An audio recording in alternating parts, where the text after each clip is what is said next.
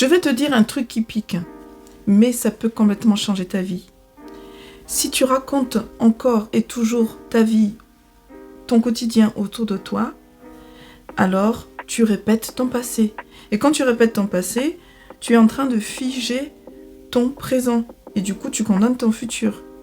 Dans cette vidéo, je vais t'expliquer pourquoi il faut arrêter à tout prix de raconter ta vie et quelles sont les 3 étapes que tu peux suivre pour sortir de cet enfer quotidien.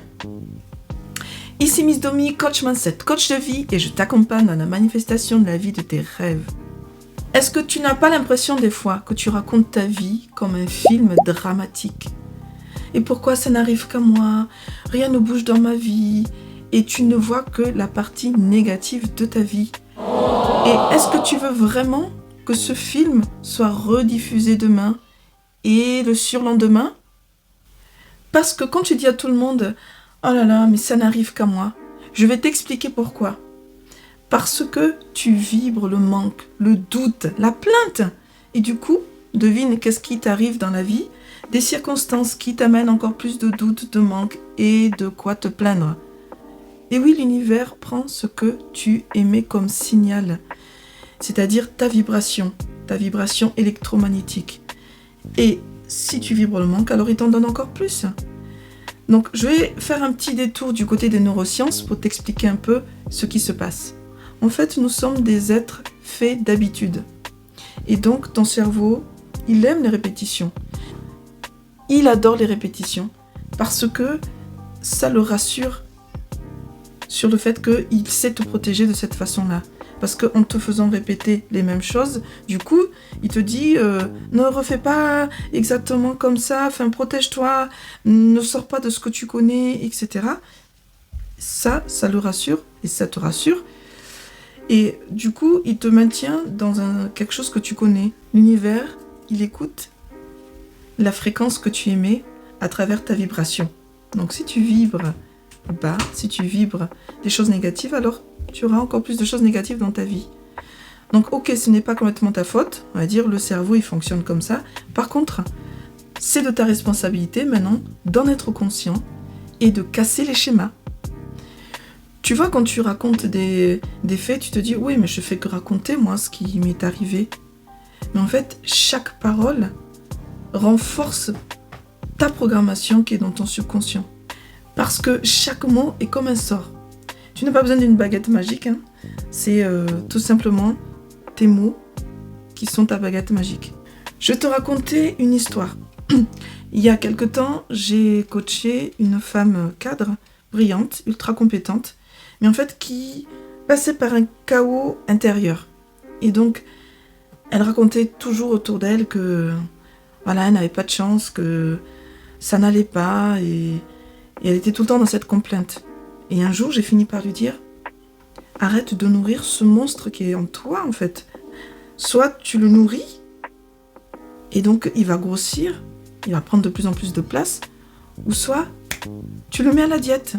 Et du coup, voilà, il va disparaître de lui-même. » Et à partir de ce jour-là, elle a commencé à parler différemment, à choisir, en fait, de se raconter une autre histoire.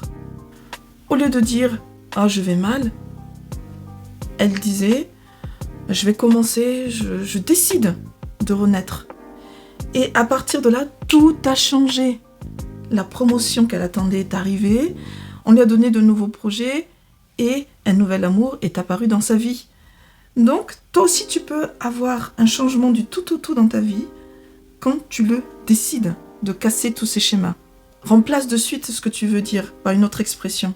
Au lieu de dire « j'en peux plus », tu dis « je suis en train d'apprendre à gérer ça avec force et détermination ».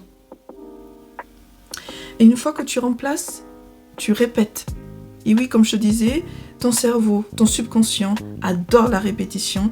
Et même si au départ, tu n'es pas très convaincu par ce que tu dis, répète encore et encore et tu vas voir que, à fur et à mesure, tu vas commencer à vraiment croire à ce que tu dis et à commencer à ressentir, à incarner cette nouvelle personne qui a ses nouvelles croyances.